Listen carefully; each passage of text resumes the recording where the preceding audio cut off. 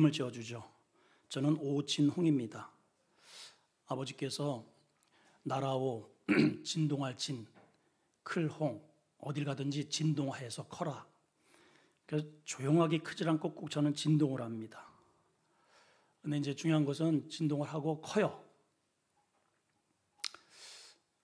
짐승이든 누구든 간에 또 강아지를 데려오면 이름을 지어주죠. 그 이름 속에는 단순히 부르는 호칭만 있는 게 아니고 그 이름 속에 그의 인격이 들어있고 삶의 내용이 들어있어요. 호랑이 온다. 그 호랑이라고 하는 이름 안에 호랑이의 이미지가 있는 것이죠. 오늘 네 번째 교회에 대한 말씀인데요. 특별히 이 4대 교회는 라오디게아 교회와 함께 책망만 들은 교회로 알려져 있습니다. 칭찬이 없어요. 자, 오늘 이 말씀을 통해서 하나님이 나를 보실 때 혹시 이 4대 교회와 같은 그러한 모습은 내 안에 없는가 하는 이런 부분들을 오늘 우리 스스로를 점검하면서 은혜를 받았으면 좋겠습니다. 책망을 한다는 것은 단순히 혼내는 그 이상의 차원이 있는 거예요. 아직 너에게 기회가 있다는 뜻이죠. 오늘 이 4대 교회에 우리의 모습이 혹시 있다면 오늘 이 말씀이 나에게 정말 기회가 되어서 다시 흰옷의 은혜가 우리에게 주어지는 그러한 은혜의 징검다리가 되셨으면 좋겠습니다. 자, 오늘 첫 번째 아이템입니다. 따라합시다. 이름은 있는데, 이름은 있는데 점점점 그렇게 돼 있죠. 자, 1절을 보실까요? 시작. 4대 교회의 사제에게 편지하라. 하나님이 7 영과 7 별을 가지신 이가 이르시되 내가 내 행위를 아노니 내가 살았다 하는 이름은 가졌으나 죽은 자로다. 하나님이 우리를 또 우리 4대 교회에 대해서 같은 의미죠. 내가 내 행위를 안다. 이렇게 말씀하시죠. 내가 살아가는 모습을 안다. 어떻게 알고 계시느냐? 살았다는 이름, 네임밸은 가지고 있는데, 이름은 있는데, 내가 보니까 넌 죽었다. 이렇게 진단을 하셨단 말이죠. 여기 살았다 하는 이름 속에 가진 의미가 무엇일까? 살았다 하는 이름은 있다는 거예요. 이 4대 교회의 한번 위치를 잘 보시면 저 앞에 저 산이 보이죠? 또 뒤쪽에는 강이 있습니다. 그래서 앞에는 팍톨룩스라고 하는 강이 흐르고 뒤에는 투몰루스라고 하는 산이 이렇게 잘 경관이 잡혀 있어서 아주 이 일찍부터 양털, 가공업, 염색업 이런 공업이 굉장히 성행하고 그러니까 이 도시에 막대한 부가 막 유입이 되고 그래서 과거에 리디아 왕국의 수도로 사용했고 또 페르시아 제국의 소아시아 지역의 수도로 사용할 만큼 굉장히 수도가 될 만한 위치는 일단은 경광도 조회되지만 안전성이 보장되어야 됩니다. 그러니까 산악으로 쫙 둘러쳐 있죠. 경제 활동이 왕성해야 됩니다. 그래서 평지도 있어야 되지만은 앞에 강이 있어야 되고 이 모든 것들이 잘 갖춰진 곳이 바로 이 4대예요. 4대. 그러다 보니까 엄청난 풍요의 물질들이 이제 쏟아지게 되는 겁니다. 그러나 당연히 성도들이 거기에서 직장 생활을 하니까 헌금도 많이 내겠죠. 그러니까 저와 같이 저도 이제 그곳을 가봤지만은 아주 막 이 좀 기둥을 한번 보세요. 이거보다 더 커요. 이런 기둥으로 골조가 세워져 있고 지금은 지진 때문에 무너져 있지만은 2층 누각으로 돼 있어서 거대한 모습을 저 지금 사진은 다 나왔지 않는 앞에 누각이 또 있어가지고 그러한 모습을 하고 있단 말이죠.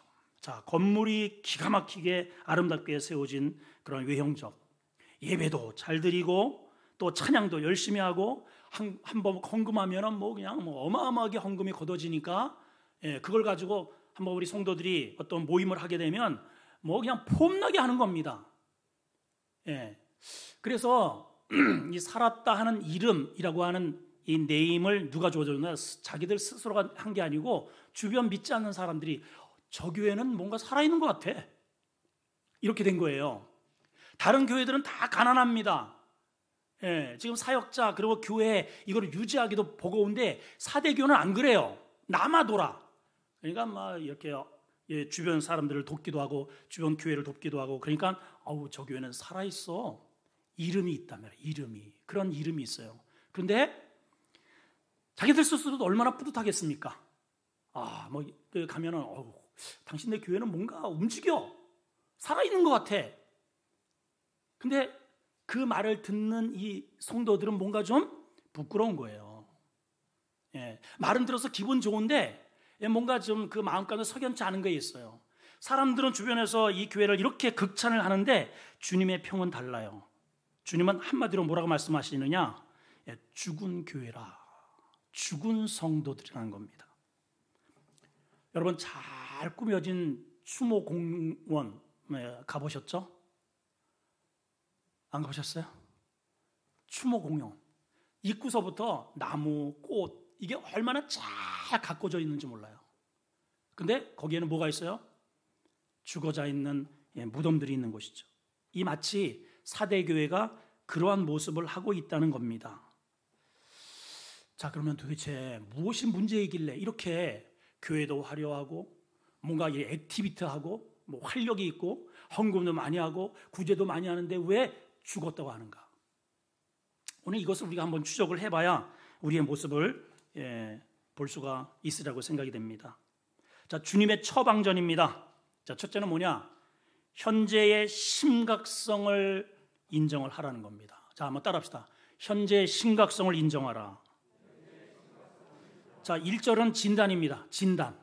현재의 상태가 어떠느냐? 너는 이름은 있는데 죽은 자야. 이름은 있는데 너는 죽었어. 이렇게 진단하셨어요. 처방입니다. 자, 현재의 심각성을 인정하라는 것인데, 자, 2절에 보니까 이렇게 되어 있습니다. 너는 일깨워라. 이게 첫 번째의 주님의 처방전입니다. 너는 일깨워라. 일깨우다라고 하는 이 의미는 그레고리오라고 하는 단어인데 어떤 의미느냐? 정신 차려라. 자기 스스로 주변에서 막 박수를 쳐주니까 교회도 크고 헌금도 많이 하고 뭐가 막 활력이 있고 하는 것 같은데 정작 주님의 시각으로 딱 포착된 이 사람들의 영적 이러한 상태를 보니까 교회 안에서는 뭔가 이렇게 활력이 있고 움직이는 것 같은데 이 믿음을 가지고 세상 바깥에 나가는 순간 저 세상의 어둠의 영들을 이겨내지 못해요. 하나님의 이 기독교의 종교는 생명의 종교입니다. 살아있는 종교예요, 여러분. 부활의 종교입니다. 그러니까 빛의 나라이기 때문에 어둠이 이 빛만 있으면 작은 촛불만 있어도 그 촛불이 어둠을 몰아내게 되어 있어요. 근데 교회 안에서는 뭔가 움직여요. 살아있는 것 같은데 이상하게 이 사람들이 세상 속에 쑥 들어가는 순간 그 빛이 꺼져버리더라는 거예요. 어둠을 전혀 몰아내지 못하는 죽은 시체가 되더란 말이죠. 자, 여러분 질문합니다. 여러분들이 지금 여기에서 그렇게 똘방똘방 하나님 앞에 믿음으로 반응하고 예배하고 찬양하는 우리의 이 살아있는 모습이 여러분 가정으로 직장으로서 세상 가운데에서 그 빛을 드러내는 믿음입니까? 오늘 주님은 우리에게 이것을 질문하시는 거예요. 그래서 그렇지 못하기 때문에 정신 차리라는 거예요.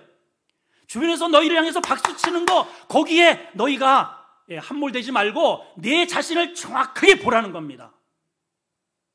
일깨워, 정신 차려. 두 번째는 남은 자가 있다는 거예요. 다 죽은 것 같지만 남은 불씨가 있다는 겁니다. 자, 한번 계속해서 읽어볼까요? 일깨워 다음에 시작. 그 남은 바 죽게 된 것을 다시 좀 또박또박 시작. 그 남은 바 죽게 된 것을 굳건하게 하라.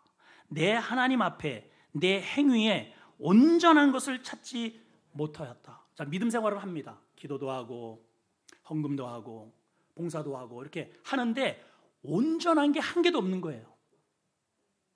온전한 게 없는 거예요. 하나님이 보실 때 제대로 된 게 없는 거예요. 하긴 하는데 그 말이잖아요. 자, 그런데 아직 희망이 있다는 것이죠. 뭐냐? 그 남은 바 죽게 되어 있는 게 있다는 거예요. 지금 다 죽어가지만 아직 죽지 않은 남은 게 있다는 거예요. 죽어가요. 지금 여러분 안에 지금 어때요? 우리 교회로 보면은 예배가 지금 막 죽어가고 있고, 기도 잘 안 돼요. 이게 기도가, 말씀도 잘 안 들려요. 죽어가요. 예. 대부분의 사람들은 죽었기 때문에 세상에 나가서 믿음의 기능을 하지 못하는데, 그 가운데 몇몇 사람이 세상의 그런 유혹을 그래도 뿌리치고 여전히 믿음을 지켜내는 그 소수의 사람이 있더라는 것이죠. 우리로 적용하면 지금 다 죽어가고 겨우 이게 숨쉬기 운동만 펄떡 교회만 이렇게 교회는 나오는 신앙은 있지만은, 그 죽어가는 믿음, 그 은혜, 과거의 열정, 이런 것들이 죽어가는 것을 다시 심폐소생을 해서 살려내라는 겁니다, 여러분. 하나님 가만히 보시면은요, 이상하게 그 남은 자 사상을 통해서 교회를, 역사를 이룩하시더라고요. 자, 아담이 그 아름다운 하나님의 은혜의 동산을 믿음으로 지켜내지 못했죠. 마귀에게 지고 말았어요. 졌어요. 추방이 됐습니다. 끝났구나 생각을 했는데, 그래서 그 뒤에 나타나는 것은 살인극입니다. 형제간에 가인이 자기 동생을 시기로 그냥 들판에 불러내가지고 죽여버리잖아요, 세상에. 하나님이 네 아우 어디 있냐 그랬더니, 내가 아우를 지키는 자이니까? 그러면 지가 안 지키면 누가 지켜요? 말씀에서 떠나니까 핑계로 자기의 사명도 다 잊어버리고 오직 자기의 그 자존심에 분노가 나와서 내 예배를 안 받으신단 말이에요. 하나님이 이럴 수는 없지. 그래가지고 살인극이 벌어져요. 이제는 더 이상 세상은 끝났다 싶었는데 하나님께서 셋이라고 하는 사람을 남기십니다. 다시 출발하는 거예요. 그때부터. 그 뒤에 또 사람들이 번성을 합니다. 근데 하나님의 아들들이 세상의 딸들에게 취해버려요. 서로 통용해요. 이게 선이 없는 거예요. 선이 막 넘나드는 겁니다. 하나님이 보다 못해서 물로 다 청소를 해버리십니다. 그런데 그 가운데 다 쓸려가는 게 아니고 노아 가정을 남기시잖아요. 소돔과 고모라 성 얼마나 타락한지 몰라요. 하나님이 오셨는데도 그건 내놓으래요. 동성연애 하겠다는 겁니다. 하나님이 불바다를 막 그냥 쏟아 부으셔서 다 태워버리시죠. 근데 그 가운데 롯을 또 남기시죠. 여리고 성이 무너집니다. 타락의 성입니다. 자기들의 견고한 성을 믿고 하나님 우습게 여기는 거죠. 다 무너지는 판에 기생 라합을 남기죠. 여러분, 우리가 생각하는 그 기생 맞아요. 그 사람이 뭘 하겠어요, 여러분? 술이나 따르고 노래 부르고 남자들의 늘 비율을 맞췄던 그 기생에게 뭘 기대하겠습니까? 그런데 그 안에 그 사람, 그 여인 10명 가운데 남겨져 있는 그 남은 불꽃이 있더라 이 말이에요. 그래서 믿음의 사람을 숨겨주잖아요.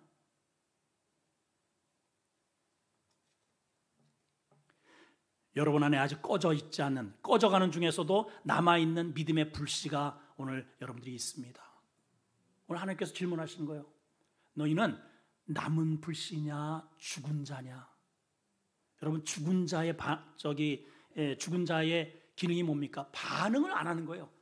무슨 말을 들어도 반응을 안 해요. 제가 여러 차례 말씀을 드리는데, 여동생이 그렇게 유방암에 걸려가지고 그 가슴에 이렇게 앉아가지고 고통스러워서 막 울고 불고 하다가 죽으니까요, 그냥 쭉 그냥 다리를 펴더래요. 그리고 그 뜨거운 불에 그냥 집어넣는데도 시체는 말을 안 합니다. 죽었기 때문에 그런 거예요. 여러분, 하나님의 말씀이 여러분 심령 가운데 선포될 때에 반응하는 역사가 일어나기를 축복합니다. 반응이 일어나야 돼요. 우리에게 반응이.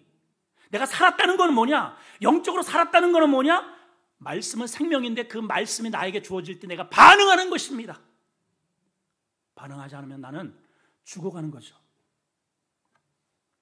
자, 그러므로 이 남은 자들에 대해서 하나님께서 기대하시는 오늘 메시지가 있어요. 그게 뭐냐?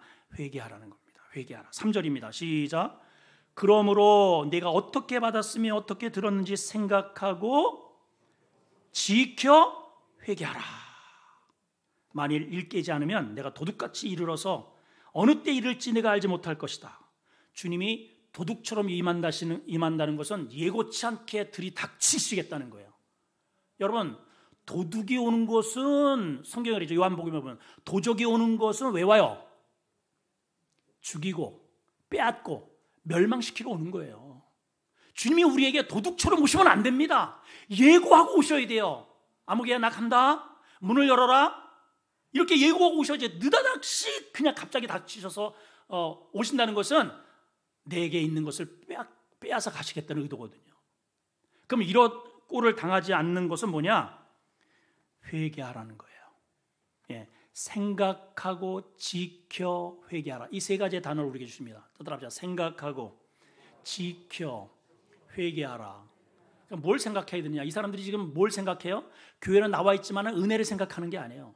말씀을 생각하는 게 아니에요. 저 지금 세상, 예배 끝나고 나가서 또 즐겨야 할 저 세상, 일할 세상, 더 돈 벌어야지, 더 확장시켜야지, 더 땅을 사야지, 하나님 이거 주세요. 계속 우리의 생각은 거기에 고정되어 있어요. 그거는 잘 지켜요. 세상의 규율은 너무 잘 지켜요. 근데 오늘 주님이 거기에서 돌이키라는 거예요. 회개하라, 회개하라.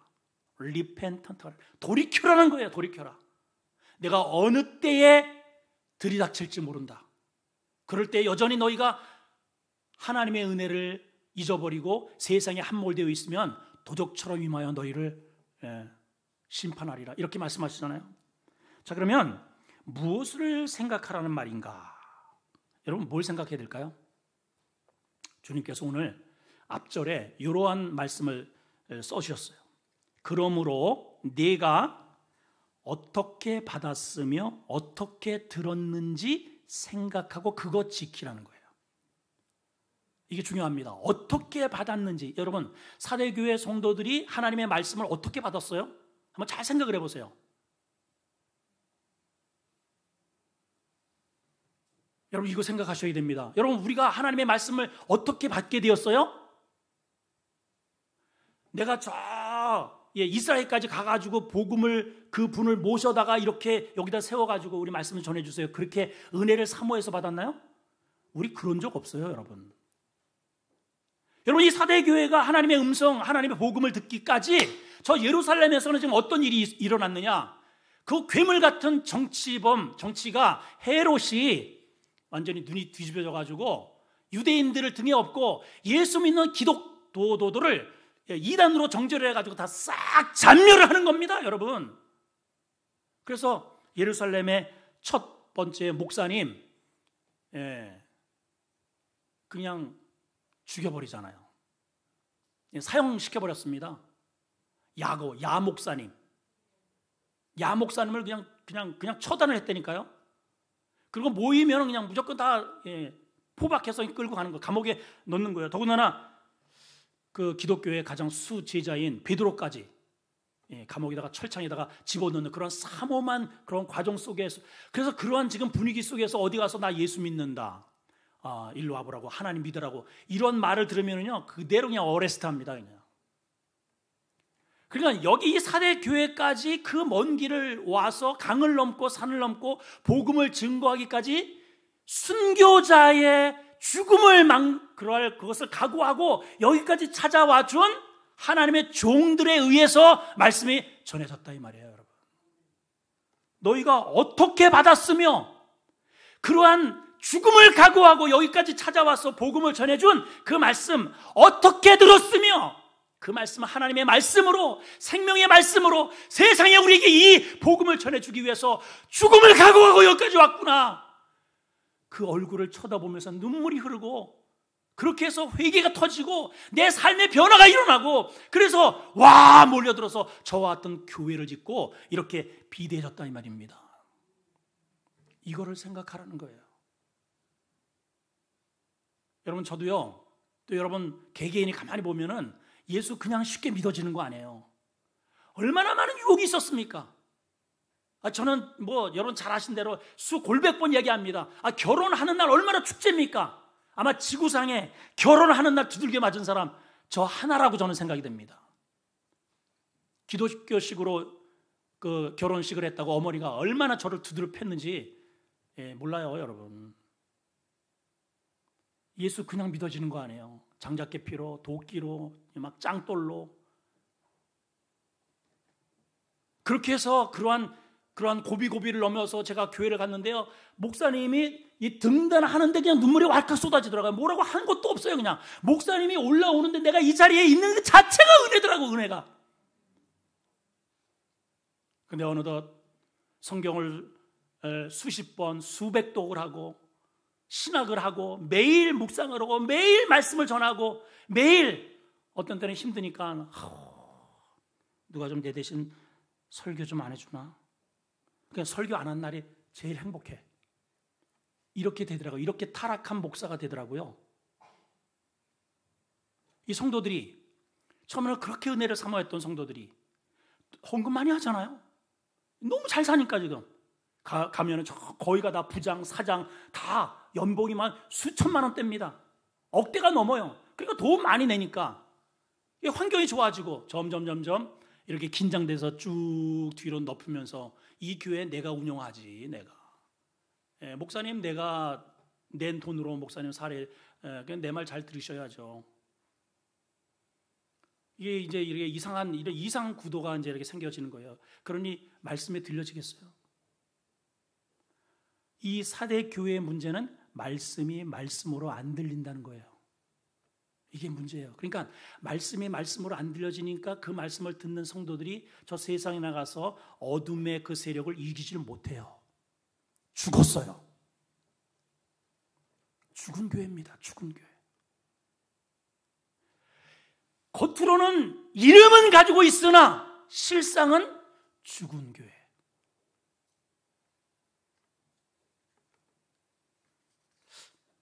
저는 우리와 무관하지 않다고 좀 생각이 됩니다. 오늘 주님의 결론의 메시지입니다. 그럼에도 불구하고 그런 수많은 유혹 가운데서도 믿음을 지켜낸 그 자들에게는 내가 흰옷을 입혀주리라.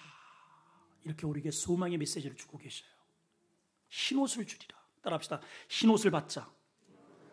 4절 5절입니다. 자, 다부지게 한번 읽어보십시오. 결론입니다. 시작. 그러나 사대에 그 옷을 더럽히지 아니한 자 몇 명이 내게 있어 흰옷을 입고 나와 함께 다니리니 그들은 합당한 자인 연고라. 이기는 자는 이와 같이 흰옷을 입을 것이요 내가 그 이름을 생명책에서 결코 지우지 않고 그 이름을 내 아버지 앞과 그 천사들 앞에서 시인하리라. 자, 여기 우리 주목할 메시지가 있습니다. 그 옷을 더럽히지 않았다. 그러면 대부분의 사람들은 어떻다는 말이에요? 옷을 더럽혔다 이 말이잖아요. 그 더럽히지 않은 몇 명이 소수가 있다는 거예요. 그 사람에게 주님이 주실 옷이 있는데 그게 뭐냐? 흰 옷을 주시겠다는 거예요. 세 가지를 약속하셨어요. 흰 옷을 주시고 생명책에 절대로 지우지 않겠다는 것은 지울 수도 있다는 거잖아요. 그렇죠? 한번 쓰면은 영원히 그냥 있는 게 아니고 유효한 게 아닙니다. 지워질 수도 있다는 거예요. 여러분 생명책에서 지워지면은 마지막 날 내 이름을 불러야 되는데 오진홍, 손영모, 조성수 내 이름을 불러야지 하나님이 지워지면은 넘어가는 겁니다. 하나님은 저 교회의 권사였잖아요. 제가 헌금을 교회를 졌는데 하나님 제가 얼마나 열심히 했습니까? 네 이름 없어. 이거 없는데 네 이름? 여러분 이거 심각하게 들어야 되지 않아요, 여러분? 여러분 주님이 가지고 계시는 그 생명책에 여러분들의 이름이 확실히 기록이 되어 있나요? 여러분 이거 우리 점검해야 됩니다. 교회를 다닌다고 내가 천국 가는 게 아니란 말이죠. 오늘 이 말씀은 나에게 주시는 말씀인 거예요. 교회 다니는 것으로 만족을 하시면 안 됩니다. 이름을 가진 것으로 만족을 하시면 안 된다는 거예요. 자, 그러면 우리가 점검해야 할 게 뭐냐? 그 옷을 더럽히지 않은 자 몇 명 속에 우리가 포함되어야 됩니다. 그 이름에 옷을 더럽히지 않았다는 것은 뭐냐? 옷은 신분을 뜻해요. 신분. 목사에는 목사 가운이 있고 장로는 장로님의 가운이 있고 성가대는 성가대의 가운이 있잖아요. 직장에 가면 엄마는 엄마의 가운이 있고 아빠는 아빠의 가운이 있어요. 옷은 신분입니다. 그 옷을 더럽혔다 하는 것은 뭐냐? 오염되었다는 거예요. 오염되었다는 거예요. 우리 세상은 일반적으로 세상에 나가면은 화려한 옷에 눈길이, 여러분 저기 이렇게 백화점에 이렇게 가게 되면은 이렇게 아름답고 화려한 옷에 이렇게 꽂히잖아요. 이렇게 가다 보면 오 너무 이뻐. 그리고 네임밸을 봅니다. 이게 어디 거지? 상표. 그래서 빗똥인지 쇠똥인지 그런 거 하나 딱 붙어 있으면 이거 똥이네. 이거 그냥 뭐 그냥 눈이 그럼 얼마든 됐든 얼마 전에 명품 백화점에서 풀었더니 이게 잠을 자고 텐트를 치고 기다렸다고 그래요. 세상에 그거 사겠다고. 세상 사람들은 그런 것들을 장롱을 탁 열어보면 그 자랑이죠. 쫙 펼치면 세상에 이거는 몇백만 원짜리고 이거는 몇백만 원짜리고 제일 이거 비싼 거 2천만 원짜리고 우리는 거기에 가오를 잡아요. 근데 하나님은 그 많은 명품 중에서 흰 옷이 없으면 그거 다 쓰레기입니다. 우리가 흰 옷이 왜 필요하냐? 이 세상에 살 때에는 화려한 옷을 입으면 가오 잡을 수 있습니다. 사람들에게 인정받아요. 그러나 마지막 날 내 인생 종착역 때에 나를 천국으로 보내고 지옥으로 보내실 바로 그분 앞에 섰을 때 우리에게 필요한 옷은 그런 화려한 옷이 아니라 루이비통이 아니라 명품 옷이 아니라 흰 옷입니다. 흰 옷. 흰 옷이 뭐냐? 주님이 나에게 세상에 타락한 여기 교회 생활을 하다가 저쪽에 가면 함몰되어서 풍덩 뛰어들어가는 그런 타락한 그 사람에게 주신 옷이 아니고 믿음의 정절을 지키는 자에게 주시는 옷이다. 믿음의 정절을 지키는 자에게 주는 거예요. 여러분 결혼하잖아요? 결혼했는데 아내가 이 남자 저 남자 여전히 문자하면 까똑까똑 하면서 막 사랑해 메신저를 막 보내고 여러분 그런 여자가 또 살겠어요? 그런 남편하고 살겠습니까? 과거는 어떻다 치더라도 일단은 결혼했으면 이제는 한 여인과 한 남자를 바라봐야 되지 않겠습니까 여러분? 일단은 과거에는 수많은 이러한 신 저런 신 잡신을 섬겼다지만 하나님께서는 그거는 우상이라고 하니 이제는 나만 바라봐라. 나만 내가 너의 모든 행복을 추구할 너의 생명의 주인이야. 이렇게 요구를 하신다면 우리 그 한 분만을 바라봐야 되지 않겠냐 그 말이에요.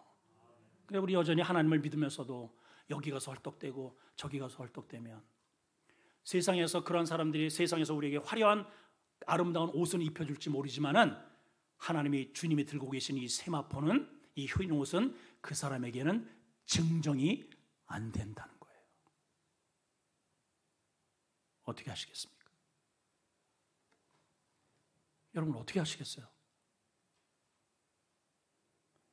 여러분 내 옷장에 주님이 주신 흰 옷이 반드시 걸려져 있어야 돼요. 여러분 걸려만 있어야 되는 게 아니고 우리가 이 교회에서 그 수요받은 그 옷을 입고 가정에서도 직장에서도 그 옷의 옷값을 하라는 거예요. 옷값을. 예, 세상에서 아이고 오늘 우리 회사에 회사 기념일이니까 우리 고사 지냅시다. 오과장 와 교회 다녀요. 직분자예요. 돼지대가리 거기다가 띄워놓고선 잘 되십시오. 브라보. 전혀 그것을 이겨내지 못하는 믿음, 죽은 믿음이라는 거잖아요, 여러분. 왜 그거를 뿌리치지 못합니까? 왜? 그건 아니라고 왜 거부 못합니까? 난 크리스찬, 난 하나님의 자녀라고 왜 당당히 내 소속을 밝히지 못하냔 말이에요. 이기는 자에게 어떠한 손해가 와도 내 신분을 밝히고 나는 하나님의 자녀라고 그렇게 하는 자에게 주님께서 뭐라고 하는 내가 그에게 흰 옷을 입혀주리라. 그러니까 이 옷을 입고 어디까지 가느냐? 천국을 쭉쭉쭉쭉 들어가는 거예요. 천국까지 가는 거예요. 천국으로 가는 거예요. 두 번째는 뭐라고 하세요? 그 이름을 생명책에 결코 지우지 않는다. 이 말이 뭐예요? 그 사람은 하나님의 틀림없는 백성이다. 세 번째는 뭐예요? 그 이름을 내 아버지 앞과 그 천사들 앞에서 시인하리라. 성경이 이렇게 기록이 됐어요. 누가복음 12장 8절에 보면 누구든지 사람 앞에서 나를 시인하면 인자도 하나님 사자들 앞에서 저를 시인하다. 누구든지 사람들 앞에서 나를 부인하면 나도 너 모른다고 부인하리라. 자, 여러분 잘 보십시오. 믿음은 여기에서는 누구나 다 주님, 하나님 믿습니다 합니다. 근데 여러분 지금 진급이 달려 있어요. 승진이 달려 있어요. 내가 다니는 회사의 사장님은 예수 믿는 사람을 너무너무 증오해. 아주 너무너무 싫어해. 그 냄새만 풍겨도 저 사람 저 교회 갔다 왔다고? 이번에 누락시켜 이런 사람이에요. 그 앞에서 사장님 저는 교회 다닙니다. 이렇게 인정할 수 있느냐 말이에요. 그런 믿음이 있느냐 이 말이에요. 만일 그 사람이 무서워서 저는 교회 안 다닙니다. 모른 척하면 나도 너를 천국 문 앞에서 하나님이 물어보실 때 예수야, 아들아, 저 사람 아니? 모르겠는데요. 이렇게 하시겠다는 거예요, 여러분. 그러나 이기는 자에게는 내가 흰옷을 입혀서 물어볼 것도 없어요. 흰옷 입으면 그냥 가는 겁니다. 그냥 가는 거예요, 그냥. 예. 그리고 생명책에 결코 지워지지 않고 내 아버지 앞과 그 천사들 앞에서 그를 시인하리라. 오늘 주님이 물으십니다. 이름값 하느냐고. 기도하겠습니다. 하나님 아버지,